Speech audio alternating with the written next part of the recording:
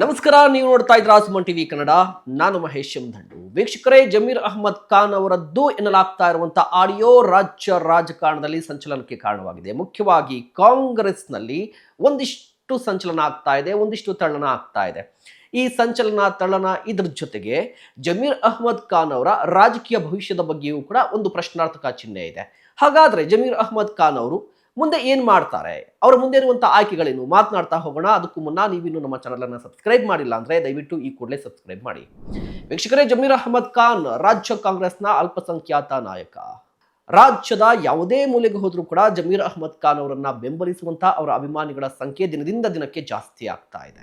ಸದ್ಯಕ್ಕೆ ಕರ್ನಾಟಕದಲ್ಲಿ ಮುಸ್ಲಿಂ ನಾಯಕ ಯಾರು ಅಂತ ಹೇಳಿದ್ರೆ ಜಮೀರ್ ಅಹ್ಮದ್ ಖಾನ್ ಅನ್ನುವಂತ ಉತ್ತರವನ್ನ ಎಲ್ಲರೂ ಕೂಡ ಹೇಳ್ತಾರೆ. ಜಮೀರ್ ಅಹ್ಮದ್ ಖಾನ್ ಕಾಂಗ್ರೆಸ್ಗೆ ದೊಡ್ಡ ಅಸೆಟ್ ಕೂಡ ಹೌದು. ಹೀಗಿದ್ರೂ ಜಮೀರ್ ಅಹ್ಮದ್ ಖಾನ್ ವಿರುದ್ಧ ಈಗ ಒಂದು ಷಡ್ಯಂತ್ರ ನಡೆದಿದೆ ಅನ್ನುವಂತಹ ಮಾತು ಕೇಳಿ ಬರ್ತಾ ಇದೆ.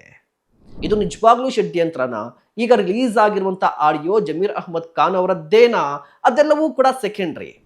ಯಾಕೆ ಸೆಕೆಂಡ್ರಿ ಅಂತ ಹೇಳ್ತೀನಿ ಅಂತ ಹೇಳಿದ್ರೆ, ಜಮೀರ್ ಅಹ್ಮದ್ ಖಾನ್ ಅವರು ಈಗಾಗಲೇ ಮಾಧ್ಯಮ ಪ್ರಕಟಣೆ ಹೊರಡಿಸಿದ್ದಾರೆ, ಇದು AI ಕ್ರಿಯೇಟೆಡ್ ಅಂತ ಹೇಳಿ. ಸೊ ಅದು ನಿಜವಾಗ್ಲೂ ಕೂಡ ಜಮೀರ್ ಅವರೇ ಮಾತನಾಡಿದ್ದಾರೋ ಅಥವಾ AI ಕ್ರಿಯೇಟೆಡೋ ಅದರ ಬಗ್ಗೆ ತನಿಖೆ ಆಗಬೇಕಾಗಿದೆ. ಆ ನಂತರ ಅವರ ವಿರುದ್ಧ ಕ್ರಮನೋ ಮತ್ತೊಂದು ಗೊತ್ತಾಗುತ್ತೆ. ಬಟ್ ಈಗ ಟೈಮಿಂಗ್ ಬಗ್ಗೆ ಮಾತನಾಡೋಣ. ಈ ಆಡಿಯೋ ರಿಲೀಸ್ ಆಗಿರುವಂಥ ಟೈಮಿಂಗ್ ಬಗ್ಗೆ ಮಾತನಾಡೋಣ. ಏನು ಟೈಮಿಂಗ್? ರಾಜ್ಯದಲ್ಲಿ CM ಬದಲಾವಣೆ ಆಯಿತು, ಹೊಸ ಕ್ಯಾಬಿನೆಟ್ ರಚನೆ ಆಗಬೇಕಿದೆ. ಕ್ಯಾಬಿನೆಟ್ನಲ್ಲಿ ಜಮೀರ್ ಅಹ್ಮದ್ ಖಾನ್ ಅವರು ಇರ್ತಾರೋ ಇಲ್ವೋ ಅಂತ ಪ್ರಶ್ನೆ ಬಂದಾಗ 100% ಇರ್ತಾ ಇದ್ರು.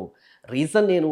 ಕಾಂಗ್ರೆಸ್ಗೆ ದೊಡ್ಡ ಅಸೆಟ್ ಜಮೀರ್ ಅಹ್ಮದ್ ಖಾನ್ ಅವರು, ಸಿದ್ದರಾಮಯ್ಯನವರ ಅತ್ಯಾಪ್ತರು, DCM ರೇಸಲ್ಲೂ ಕೂಡ ಕಾಣಿಸ್ಕೊತಾ ಇದ್ರು. ಹೀಗಿರುವಂಥ ಪರಿಸ್ಥಿತಿಯಲ್ಲಿ ಏಕಾಏಕಿಯಾಗಿ ಜಮೀರ್ ಅವರದ್ದು ಎನ್ನಲಾಗ್ತಾ ಇರುವಂಥ ಆಡಿಯೋ ರಿಲೀಸ್ ಆಗಿದ್ದು, ರಾಜಕೀಯ ಇಲ್ಲೇನಾ, ರಾಜಕಾರಣನ ಅಂತ ಹೇಳಿದ್ರೆ 100% ರಾಜಕಾರಣ. ಇದು ಷಡ್ಯಂತ್ರ, ಮತ್ತೊಂದು ಹಾಳು ಮುಳು ಅಲ್ಲ, 100% ರಾಜಕಾರಣ. ಯಾಕೆ ರಿಲೀಸ್ ಮಾಡಿದ್ರು ಅಂತ ಹೇಳಿದ್ರೆ, ಜಮೀರ್ ಅಹ್ಮದ್ ಖಾನ್ ಅವರಿಗೆ ಯಾವುದೇ ಕಾರಣಕ್ಕೂ ಕೂಡ ಈ ಬಾರಿ ಕ್ಯಾಬಿನೆಟ್ನಲ್ಲಿ ಅವಕಾಶ ಸಿಗಬಾರದು ಅಂತ. ಅಂದರೆ ಯಾವುದೇ ಕಾರಣಕ್ಕೂ ಕೂಡ ಅವರಿಗೆ DCM ಆಗಿರ್ಬೋದು, ಸಚಿವ ಸ್ಥಾನ ಸಿಗಬಾರ್ದು. ಆ DCM ಮತ್ತು ಸಚಿವ ಸ್ಥಾನವನ್ನು ತಪ್ಪಿಸಬೇಕು ಅನ್ನುವ ಕಾರಣಕ್ಕೇನೆ ಈ ಆಡಿಯೋ ರಿಲೀಸ್ ಆಗಿದೆ ಅನ್ನುವಂಥ ಮಾತು ಕೂಡ ಕೇಳಿ ಬರ್ತಾ ಇದೆ. ಹಾಗೆ ನೋಡಿದ್ರೆ ಕಾಂಗ್ರೆಸ್ನಲ್ಲಿ ಜಮೀರ್ ಅಹ್ಮದ್ ಖಾನ್ ವಿರುದ್ಧ ಅಸಮಾಧಾನ ಇರೋದು ಏನು ಗುಟ್ಟಾಗೇನು ಉಳಿದಿಲ್ಲ. ಈ ಹಿಂದೆ ದಾವಣಗೆರೆ ಬೈ ಎಲೆಕ್ಷನ್ನ ಸಂದರ್ಭದಲ್ಲಿ ಜಮೀರ್ ವಿರುದ್ಧ ಒಂದಿಷ್ಟು ಆರೋಪ ಕೇಳಿ ಬಂದಿತ್ತು. ಜಮೀರ್ ಅಹ್ಮದ್ ಖಾನ್ ಅವರು ಬೇರೆ ಪಕ್ಷಕ್ಕೆ STPIಗೆ ಫಂಡಿಂಗ್ ಮಾಡಿದ್ದಾರೆ ಅನ್ನುವಂಥ ಆರೋಪ ಕೇಳಿ ಬಂದಿತ್ತು. ಆ ಸಂದರ್ಭದಲ್ಲಿ ಅವರ ವಿರುದ್ಧ ಕ್ರಮ ಆಗಬೇಕು, ಇನ್ನೇನು ಕ್ರಮ ಆಗೇ ಬಿಡುತ್ತೆ, ಸಚಿವ ಸ್ಥಾನಕ್ಕೆ ರಾಜೀನಾಮೆ ಕೊಟ್ಟೇ ಬಿಡ್ತಾರೆ ಅನ್ನುವಂಥ ಪರಿಸ್ಥಿತಿ ಇತ್ತು. ಆದರೂ ಕೂಡ ಜಮೀರ್ ಅಹ್ಮದ್ ಖಾನ್ ಅವರು ಸೇಫ್ ಆದರೂ. ಕಾರಣ ಹೈಕಮಾಂಡ್ ಜೊತೆಗೆ ಅವ್ರಿಗಿರುವಂತಹ ಸಂಪರ್ಕ, ಒಡನಾಟ ಎಲ್ಲವೂ ಕೂಡ ಕಾರಣ.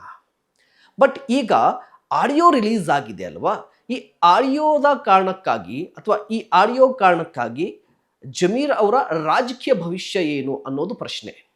ಯಾಕೆ ಅಂತ ಹೇಳಿದ್ರೆ, ಈಗ ಕಾಂಗ್ರೆಸ್ನಲ್ಲಿ ಜಮೀರ್ ವಿರುದ್ಧ ಒಂದು ರೀತಿಯಾಗಿ ಅಸಮಾಧಾನ ಇರೋದು ಗೊತ್ತಾಗ್ತಾ ಇದೆ. ಜಮೀರ್ ಅವ್ರಿಗೆ ಸಚಿವ ಸ್ಥಾನ ಸಿಗೋದು ಕೂಡ 100% ಡೌಟ್ ಈ ಆಡಿಯೋ ಕಾರಣಕ್ಕಾಗಿ. ಈ ಹಿಂದೆಯೂ ಕೂಡ ತಲೆದಂಡ ಆಗಬೇಕು ಅಂತ ಹೇಳಿ ಒಂದಿಷ್ಟು ಕಾರ್ಯಕರ್ತರು, ಒಂದಿಷ್ಟು ನಾಯಕರು ಒತ್ತಾಯಿಸಿದ್ರು. ಇದಲ್ಲದೆ ಸಿದ್ದರಾಮಯ್ಯ ಆಪ್ತ ವಲಯದಲ್ಲಿ ಗುರುತಿಸಿಕೊಂಡಿರುವಂಥ ಎಲ್ಲ ನಾಯಕರನ್ನ DK ಶಿವಕುಮಾರ್ ಅಥವಾ ಅವರ ಬಣದ ನಾಯಕರು ಸೈಡ್ಲೈನ್ ಮಾಡ್ತಾ ಇರೋದು ಕೂಡ ಗೊತ್ತಾಗ್ತಾ ಇದೆ. ಈ ಎಲ್ಲ ಪರಿಸ್ಥಿತಿಯನ್ನು ನೋಡಿದ್ರೆ ಜಮೀರ್ ಅಹ್ಮದ್ ಖಾನ್ ಅವರಿಗೆ ಕಾಂಗ್ರೆಸ್ನಲ್ಲಿ ಒಂದಿಷ್ಟು ಕಸಿವಿಸಿ ಆಗ್ತಾ ಇದೆ. ಈ ಕಸಿವಿಸಿ ಮುಂದೊಂದು ದಿನ ಉಸಿರುಗಟ್ಟುವಂತಹ ವಾತಾವರಣವನ್ನು ಕೂಡ ನಿರ್ಮಾಣ ಮಾಡಬಹುದು. ಸೊ ಹಾಗಾದ್ರೆ ಜಮೀರ್ ಅಹ್ಮದ್ ಖಾನ್ ಏನ್ ಮಾಡ್ತಾರೆ? JDS ಪಕ್ಷಕ್ಕೆ ಸೇರ್ತಾರಾ? ಯಾಕೆ JDS ಅಂತ ಹೇಳಿದ್ರೆ, ಈ ಹಿಂದೆ ದಾವಣಗೆರೆ ಬೈ ಎಲೆಕ್ಷನ್ ಸಂದರ್ಭದಲ್ಲೂ ಕೂಡ ಒಂದಿಷ್ಟು ಗೊಂದಲ ಆದಾಗ ಜಮೀರ್ ಅಹ್ಮದ್ ಖಾನ್ ಅವರು ಕುಮಾರಸ್ವಾಮಿ ಅವರನ್ನ ಭೇಟಿಯಾಗಿದ್ರು ಅನ್ನುವಂಥ ಮಾಹಿತಿ ಬಂತು.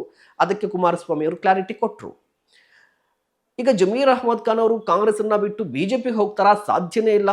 ಅಲ್ಟಿಮೇಟ್ ಆಗಿ JDSಗೆ ಹೋಗುವ ಸಾಧ್ಯತೆಗಳಿದೆ ಅಂತ ಗೊತ್ತಾಗ್ತಾ ಇದೆ. ರೀಸನ್ ಏನು ಅಂತ ಹೇಳಿದ್ರೆ, ಈ ಜಮೀರ್ ಅಹ್ಮದ್ ಖಾನ್ ಅವರು JDSನಿಂದಲೇ ಕಾಂಗ್ರೆಸ್ಗೆ ಬಂದವರು. ಮೂಲತಃ JDSನ ನಾಯಕರು, ಅದಾದ ನಂತರ ಕಾಂಗ್ರೆಸ್ಗೆ ಬಂದು ಇಲ್ಲಿ ಶಾಸಕರಾಗಿ ಸಚಿವರಾಗಿದ್ದಾರೆ. ಸೊ ಅವ್ರೇನಾದ್ರೂ ಕಾಂಗ್ರೆಸ್ ಅನ್ನ ಬಿಟ್ಟರೆ JDSಗೆನೇ ಹೋಗ್ತಾರೆ ಅಂತ. ಹಾಗಂತ ಹೇಳಿ JDS ಬಿಜೆಪಿ ಜೊತೆ ಮೈತ್ರಿ ಮಾಡ್ಕೊಂಡಿದೆ, ಈ ಸಂದರ್ಭದಲ್ಲಿ JDS ಜೊತೆಗೆ ಹೋಗ್ತಾರಾ ಅಂತ ಹೇಳಿದ್ರೆ, ಮೊನ್ನೆ ಅಷ್ಟೇ ನಿಖಿಲ್ ಕುಮಾರಸ್ವಾಮಿ ಅವರು ಒಂದು ಹೇಳಿಕೆಯನ್ನು ಕೊಟ್ಟಿದ್ರು, JDS ಈಗಲೂ ಕೂಡ ಜಾತ್ಯತೀತತೆ ಸಿದ್ಧಾಂತವನ್ನ ನಂಬಿದೆ ಅಂತ ಹೇಳಿ. ಸೊ ಅದು ಕೂಡ ಒಂದು ರೀಸನ್ ಆಗಿರ್ಬೋದು. ಜೊತೆಗೆ ರಾಜಕಾರಣದಲ್ಲಿ ಯಾರೂ ಮಿತ್ರರಲ್ಲ, ಯಾರೂ ಶತ್ರುಗಳಲ್ಲ, ಈ ಮಾತು ಗೊತ್ತೇ ಇದೆ. ಈ ಅವಕಾಶದ ಆಧಾರದಲ್ಲಿ ರಾಜಕಾರಣ ನಡೆಯುತ್ತೆ, ಅದು ಕೂಡ ಗೊತ್ತಿದೆ.